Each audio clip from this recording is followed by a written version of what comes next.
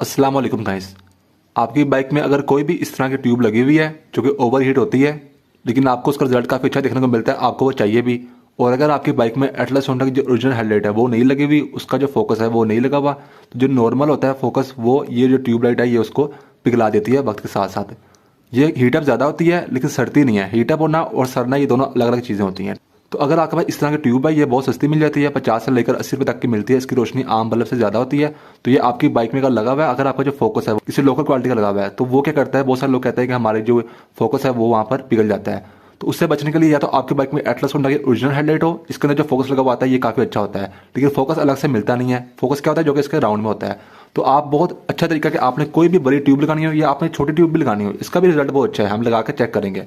तो आपने कोई भी ऐसा बल्ब लगाना है जो हीटअप काफ़ी ज़्यादा होता हो, तो आप उसके लिए इस तरह से मार्केट में 200 रुपये तक की मिलती है, 150 से 200 रुपये तक की। ये स्टील का होता है पूरा ये फोकस, ये आप लेकर डाल सकते हैं। ये पूरा स्टील का बना होता है, इसकी शाइनिंग भी काफ़ी अच्छी होती है। आप ये ले लें और साथ में ग्लास, आप कोई भी जो शीशा आप कोई भी यूज़ कर लें, तो आपको रिजल्ट है वो काफ़ी अच्छा देखने को मिलेगा।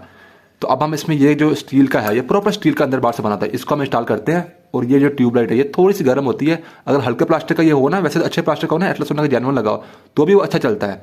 लेकिन अगर हल्के प्लास्टिक का है तो आप इस तरह का लेकर लगवाएं और ये ट्यूब लगाएं, आपको रिजल्ट काफ़ी अच्छा देखने को मिलेगा। ना आपको बैटरी चाहिए होगी बाइक में, ये इंजन करंट पे चलेगी।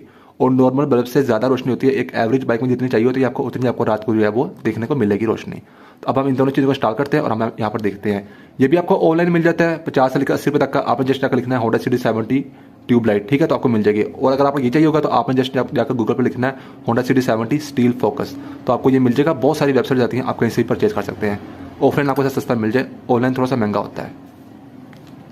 तो चलिए फ्रेंड्स, हम जो हेडलाइट है उसको खोल लेते हैं। एक इस साइड पे स्क्रू होता है इसका,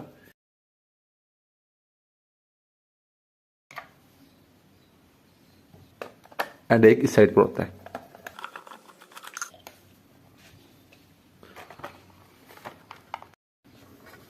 तो फ्रेंड्स आप ये देखिए, आपने इस तरह से होल्डर खोलना है, जस्ट आप नीचे की तरफ प्रेस करेंगे और ये घूम के आ जाएगा। अब ये इसका नॉर्मल बल्ब है, ठीक है। इस बल्ब से ज़्यादा रोशनी होती है उस ट्यूब की। दिखने में थोड़ी छोटी होती है लेकिन ये होती बड़ी कमाल की। अच्छा, अब मैं आपको यहाँ पर एक बात बता देता हूँ। ये ना इन्होंने थोड़ी सी इस तरीके से बेंड की हुई है ताकि ये थोड़ा सा नीचे की तरफ रहे।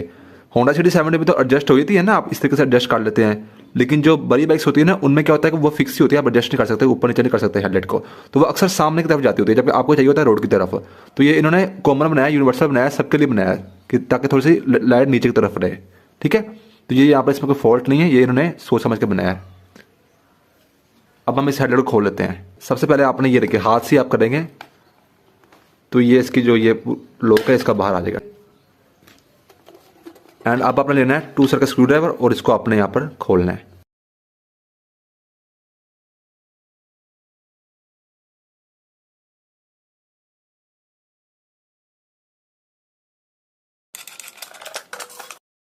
तो ये देखिए, ये इसके बीच में स्प्रिंग और ये स्क्रू होता है। अब आपने एक ग्लास लेना है, इसको भी लिखा हुआ, यहाँ पर टॉप लिखा हुआ, यहाँ पर लिखा हुआ टॉप। तो इसको आपने जो है वो इसके दूसरी साइड पर लगाना है, यानी कि यहाँ पर, ठीक है, इस तरीके से। टॉप जो है वो यहाँ पर आएगा, ठीक है। और ये चीज़ आएगी इस बोर्ड के सामने। उसके बाद पिछले से आपने निकाल कर यहाँ पर नट टाइप होता है, इसको अपने यहाँ पर लगा देना है।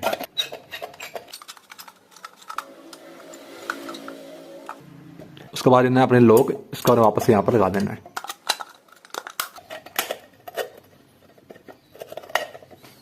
तो ये देखिए, ये बन गई हमारी, कितनी ज़्यादा शाइनिंग है इसके अंदर। एंड अब आप लेंगे ये ट्यूब और ये यहाँ पर,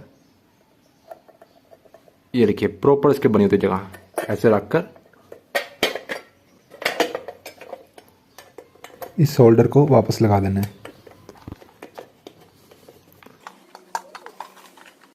तो चलिए फ्रेंड, हम इसके दो जो स्क्रू वापस लगाते हैं और फिर हम इसको चेक करते हैं।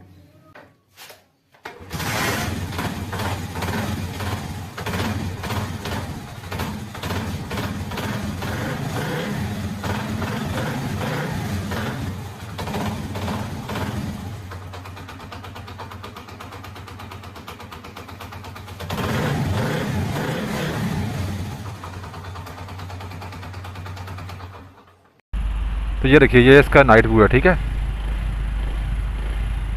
हाई पे ये इतनी अच्छी नहीं है, हाई पे देखिए, हाई पे इतनी अच्छी नहीं है, ये लो पे है और ये इसकी हाई पे है। ठीक है, हाई पे इतनी अच्छी नहीं है, लो पे काफ़ी अच्छी है। हाई पे अच्छी क्यों नहीं है, क्योंकि ये बना हुआ है जो होता है ना, कुछ बड़ी बाइक्स होती है उनके लिए भी है ना, तो उनमें क्या होता है कि जो वाइजर होता है वो थोड़ा बड़ा होता है, तो ये उसमें ज़्यादा अच्छा हाई जो है काम करेगा।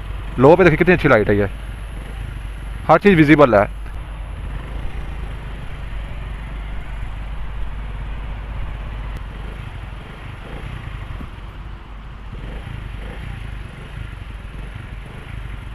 तो बस फ्रेंड्स, यही थी आज की वीडियो। मेरा नाम है तैयब अजीज़। आई होप आपको वीडियो अच्छी लगी होगी।